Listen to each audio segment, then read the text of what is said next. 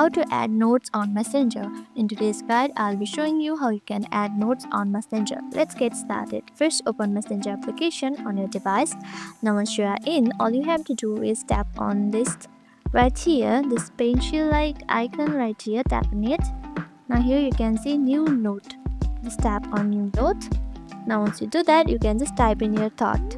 Now once you type in, you can also add gifts to it like this. Search on gifts and you will see various gifts right here. You can also search for it from here like this.